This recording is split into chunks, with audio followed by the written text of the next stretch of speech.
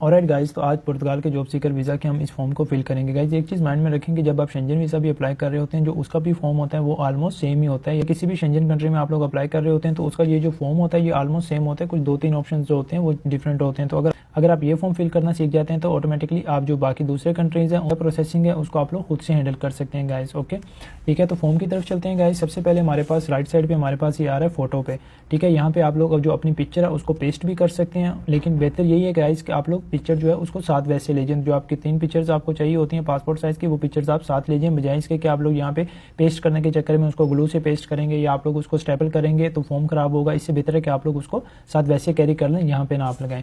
ये जो guys right side पे आपके कॉलम शो हो रहा है गाइज, इसको नहीं आपने छेड़ना, ठीक है। ये ऑफिस यूज़ का है, इसको नहीं आप कुछ भी करेंगे, इसको आप एज इट इज़ रहने दें। और ऑफिस यूज़ का होगा, इसके अंदर आपने कुछ भी नहीं करना, ठीक है। ये 3 पेजेस का फॉर्म है, इसको आपने नहीं छेड़ना, ठीक है। उसके बाद गाइज यहाँ पे आपका सर नेम, फैमिली नेम आ जाएगा। जैसे बहुत से लोग होते हैं, जैसे पाकिस्तान में किसी का नाम के साथ खान होता है फैमिली नेम, या और इस तरह से नाम होते हैं। इंडिया में अगर किसी के साथ शर्मा है या चौधरी है या इस तरह के फैमिली नेम सर नेम होते हैं तो वो जो नाम होते हैं वो यहाँ पे आएगा। अगर किसी का नहीं है तो आप लोग इसको एज इट इज़ छोड़ सकते हैं, ठीक है। यहाँ पे आपका सर नेम आ जाएगा। जैसे किसी का नाम है guys let's say Ravi Kumar, तो यहाँ पे रवि आ जाएगा, यहाँ पे कुमार आ जाएगा, फर्स्ट और सेकंड नेम। अगर आपका कोई कास्ट नेम या कोई फैमिली नेम नहीं है तो आप उसको एज इट इज़ छोड़ देंगे। अगर किसी का फर्स्ट नेम भी है तो यहाँ पे सिर्फ वो रवि लिख देगा, ठीक है। जो पासपोर्ट पे गाइस डिटेल आपकी मेंशन है ना, मेन चीज़ आप लोग वो माइंड में रखें कि वो आपने सिर्फ वो डिटेल यहाँ पे मेंशन करनी है, आपने कोई और दूसरी डिटेल मेंशन नहीं करनी। जो पासपोर्ट की इन्फॉर्मेशन है एग्जैक्ट आपकी वही इन्फॉर्मेशन यहाँ पे भी होनी चाहिए।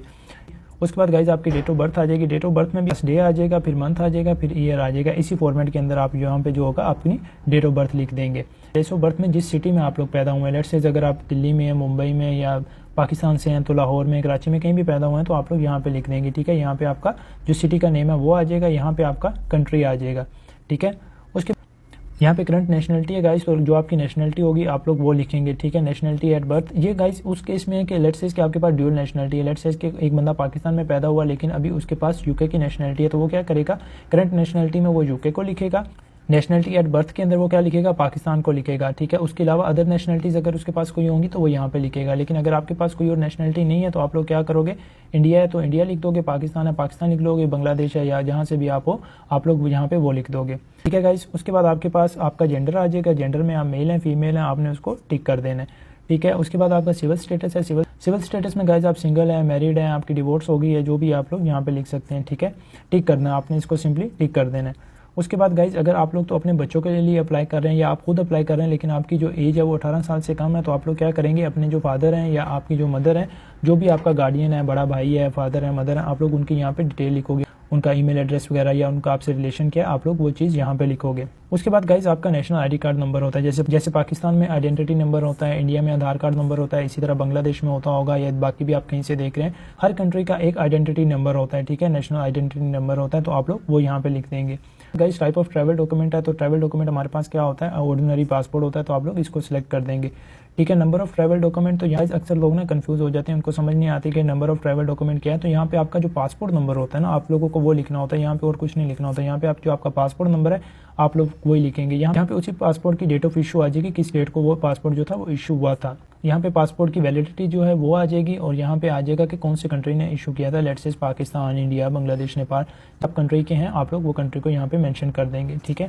उसके बाद गाइज यहाँ पे आपको इन्फॉर्मेशन देनी है अब उस फैमिली मेंबर की, अगर कोई आपका ऑलरेडी यूरोप में या किसी शेंजन कंट्री में है तो नाम नॉट एप्लीकेबल है, ठीक है। ये ऑलरेडी उन्होंने लिखा हुआ है नॉट एप्लीकेबल, तो आप लोग इस चीज़ को छोड़ देंगे, इसको एज इट इज छोड़ देंगे। यहाँ पे नंबर 18 में भी नॉट एप्लीकेबल है, तो इस चीज़ को हम डिटेल में नहीं जाएंगे कि आपका अगर कोई फैमिली रिलेशनशिप यहाँ पे है तो उसको आप लोग मेंशन कर सकते हैं, लेकिन यहाँ पे आप इसको एज इट इज छोड़ दें क्योंकि ऑलरेडी उन्होंने क्या किया हुआ है, इसको नॉट एप्लीकेबल किया हुआ है, तो इसको हम लोग नहीं छोड़ेंगे, इसको एज इट इज हम छोड़ देंगे, ठीक है।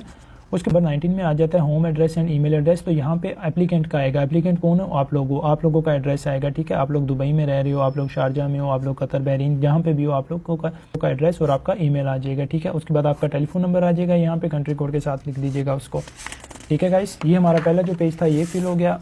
उसके बाद हम दूसरे पेज पे आ जाएंगे। दूसरे पेज पे हमारे पास क्या आ जाएगा, उसके बाद गाइस हम दूसरे पेज पे आ गए। लेट्स से कि अगर आप लोग पाकिस्तान से हैं या इंडिया से हैं लेकिन अभी आप अमारात में, तो आप लोग इसको क्या कर देंगे, येस कर देंगे। येस करने के बाद यहाँ पे आप लोग क्या कर देंगे, यूएई को लिख देंगे। यूएई लिख दिया आपने, उसके बाद यहाँ पे आप लोगों ने क्या कर देना, आईडी नंबर होता है, ठीक है, एमिरेट्स आईडी होती है, यूएई के अंदर एमिरेट्स आईडी होती है। इसी तरह सऊदीया में आपके पास एक आइडेंटिटी नंबर होगा, बहरीन में, कतर में, या जहाँ पे भी अगर आप किसी दूसरे कंट्री में है तो हर कंट्री आपको एक आइडेंटिटी नंबर देती है। आप लोगों को यहाँ पे वो लिखना है, और यहाँ पे उस कार्ड का आप लोगों को क्या लिखना है कि वो कब एक्सपायर हो रहा है, मतलब आपका जो वीज़ा है उस कंट्री में वो कब तक है, आपको वो यहाँ पे लिखना है, ठीक है। करंट पोजीशन में आ जाता है कि अभी आप कौन सी जॉब कर रहे हैं, उधर आपकी क्या पोजीशन है। लेट्स से इसके कोई आप इलेक्ट्रिशियन हैं, आप टेक्नीशियन हैं, आप सेल्स मैनेजर हैं, आप सेल रिप्रेजेंटेटिव हैं, आप मार्केटिंग में हैं, जो भी आपकी डेजिग्नेशन होगी आप लोग यहाँ पे उसको मेंशन कर देंगे, ठीक है गाइस।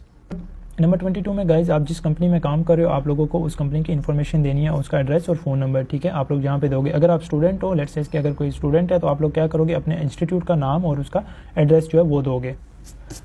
उसके बाद गाइज नंबर 23 है कि आपका पर्पस ऑफ जर्नी क्या है, आप टूरिज्म के लिए जा रहे हैं, बिजनेस के लिए जा रहे हैं, ट्रेनिंग के लिए जा रहे हैं, स्टडीज़ के लिए। तो यहाँ पे जॉब सीकर हमें नहीं नज़र आ रहा है जैसे, तो हम लोग इसको क्या कर देंगे, अदर कर देंगे। और यहाँ पे हमारे पास आ रहा है कि एडिशनल इन्फॉर्मेशन, तो यहाँ पे आप लोग लिख सकते हैं जॉब सीकर, ठीक है, यहाँ पे आप जॉब सीकर लिख देंगे। उस आज नंबर 25 आ गया कि जो आपका मेन डेस्टिनेशन होगा शेंजन कंट्रीज़ में वो कौन सा होगा। तो ऑलरेडी इन्होंने पुर्तगाल को यहाँ पे मेंशन किया हुआ है, तो हम लोग यहाँ पे इसको नहीं छेड़ेंगे, ऑलरेडी इन्होंने पुर्तगाल है, क्योंकि गाइस जो जॉब सीकर वीज़ा है ना, ये आपका शेंजन कंट्रीज़ का वीज़ा नहीं है, ये सिर्फ आपका पुर्तगाल के लिए वीज़ा है। तो इसलिए यहाँ पे उन्होंने स्पेसिफाई कर दिया कि ये जो वीज़ा है सिर्फ आप लोग पुर्तगाल में जा सकते हैं, पुर्तगाल में आप जाके जॉब फाइंड कर सकते हैं, आप शेंजन कंट्रीज़ के किसी दूसरे कंट्री में नहीं जा सकते, ठीक है। उसके बाद गाइस के मेन एंट्री आपकी कौन सी कंट्री में होगी, तो वो भी आपकी पुर्तगाल में होगी, तो यहाँ पे भी आप इसको पुर्तगाल ही लिखेंगे। उसके बाद गाइस नंबर 27 है कि आप मल्टीपल एंट्रीज में जा रहे हो या आप 2 एंट्रीज में जा रहे हो।